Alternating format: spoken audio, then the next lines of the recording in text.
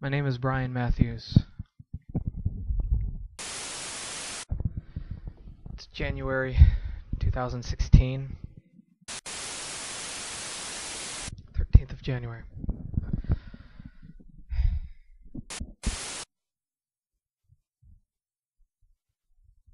My friend, Dr. Rome,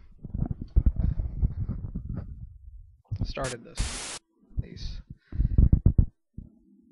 logs.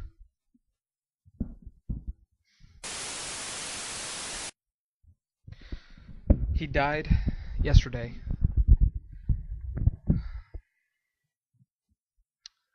We found out that he died of the same infection that everyone else has been dying. We don't know how and at what point he contracted the disease. Probably during research.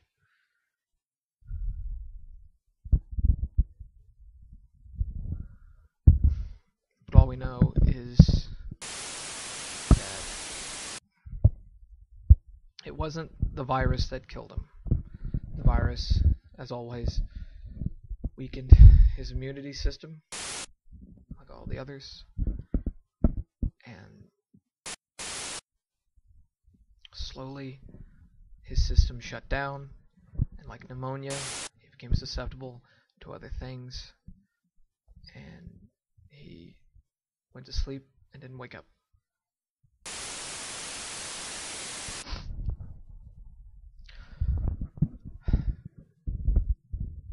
It's been a year now. It's been a year since yesterday. It's been a year that the outbreak occurred. We have been in this compound. It's just a high school that we've secured and blocked off and created a perimeter and boarded up the windows. We've been here for probably about 3 months. There aren't that many of us. I'd probably say 30 at best. Every now and then we do find other groups of people that are not infected, and we do let them in.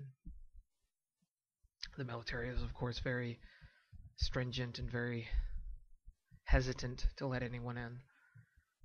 But a few do get in. Families, small groups of people.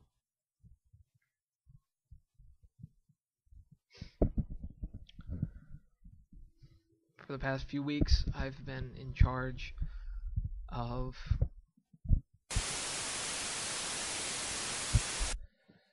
deciding who lives and who dies.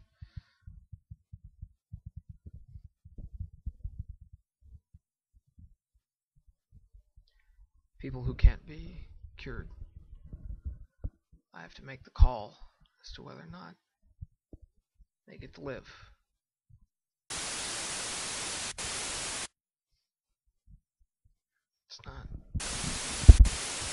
It's not something I ever wanted to do. It's too much. I'm not even a doctor. I don't have a PhD. I'm a pharmacist. Well, what's a pharmacist? Now there are only me and 2 other medical personnel. There's a army doctor and a vet and me. Our lead physician, Dr. Rome, died, so there's only 3 of us left. Day before yesterday, like I said, I'm in charge of deciding who lives and who dies.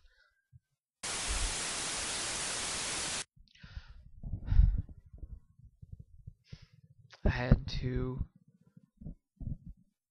euthanize a little girl.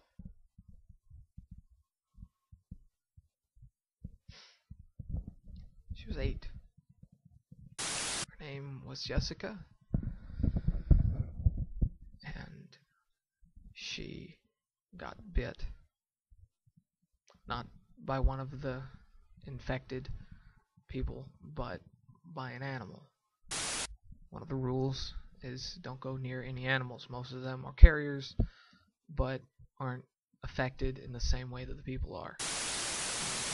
She did, and she got bit.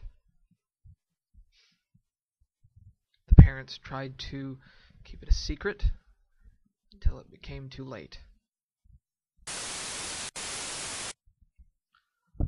She was already at stage 4 when we got to her. As my professor, doctor, from previous notes stated, that there are 6 stages. Stage 1 is merely just the basic infection, just basic symptoms, headaches, nausea, fatigue, temperature rises. Around stage 2, the person becomes irritable. Stage 3, they start scratching themselves. They become, in many ways, uncooperative or incoherent. They get confused. They don't understand where they are. Stage 4, they go in and out of comas. They basically seizure. Stage 5, they flatline. Now it's at this point that one of 2 things happens in the system. Either they stay dead, which most do. Most stay dead. Their organs, their brain, their heart, their liver, everything shuts down and rots at a rapid pace. But they have a potential of going into stage 6. Stage 6,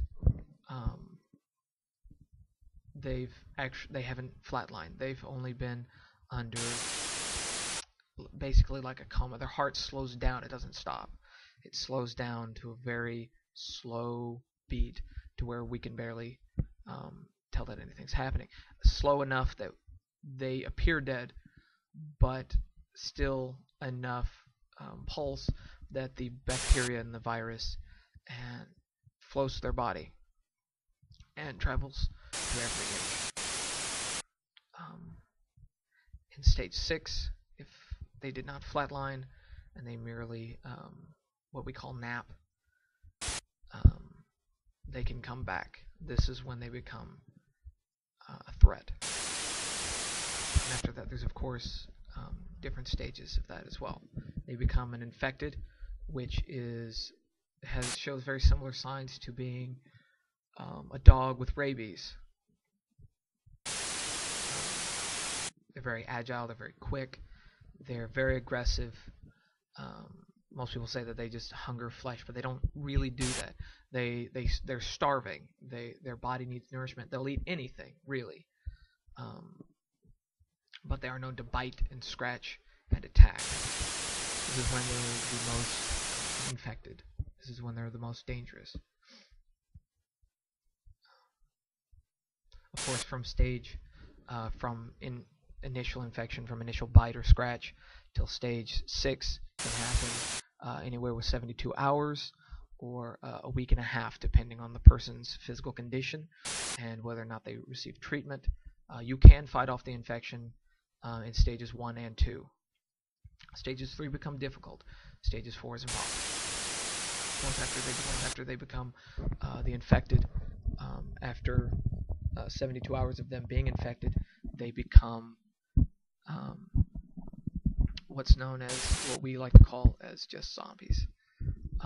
They're not as agile. Their body starts to show signs of rigor and nerves, and their brain doesn't fire as quickly as it once did.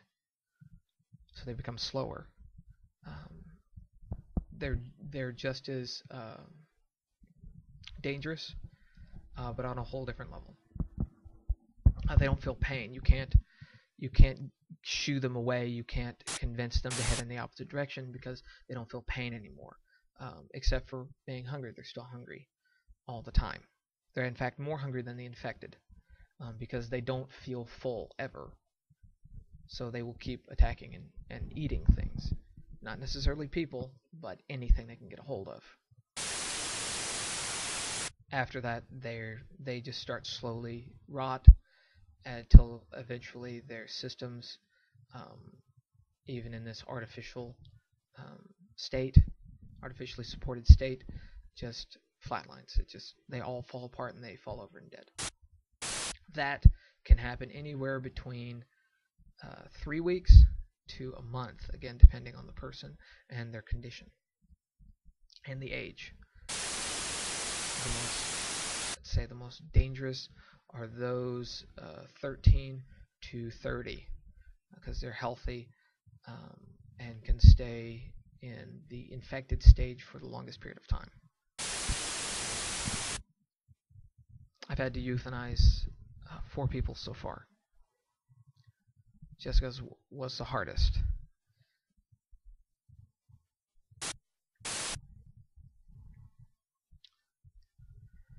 Parents are very unhappy, and I don't blame them. I don't. I wish I didn't have to do any of this. I wish, like all of us did, it was all a dream. I wish all of us go to sleep hoping that we're going to wake up and it's just been a nightmare. But it's not. We wake up every day. It's the same thing over and over again.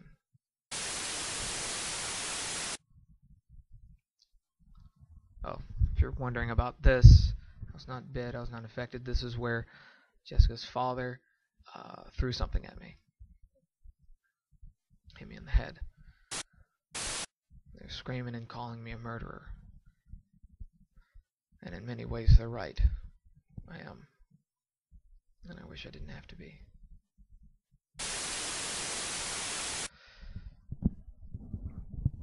What we believe of the virus is that it started out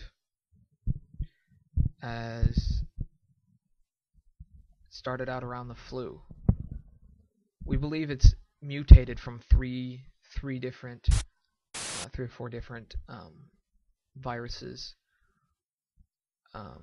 One being rabies, one being flu,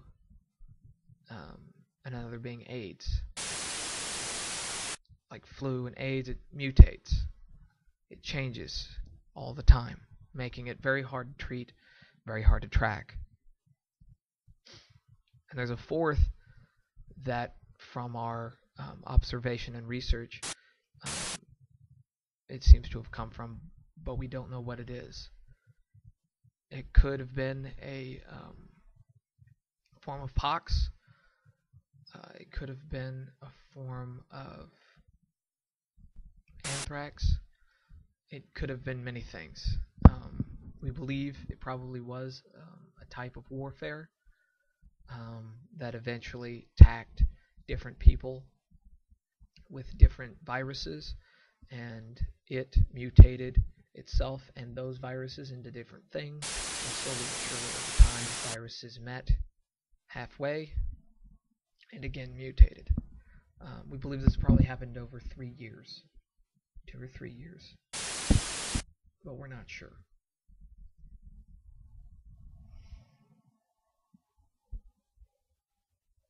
I don't know how long we can keep doing this. It gets harder and harder every day. We're running out of resources, running out of food, and we're running out of water.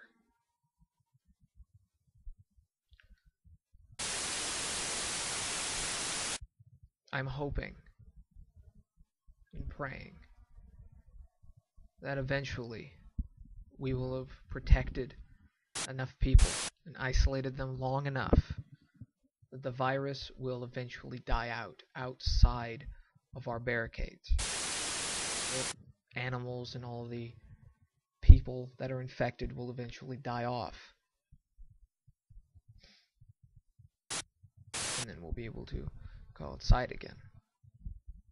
But in order for that to happen, it would have to go on for years.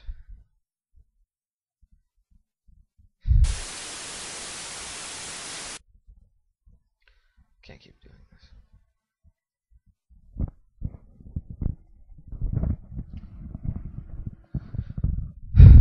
if you're watching this,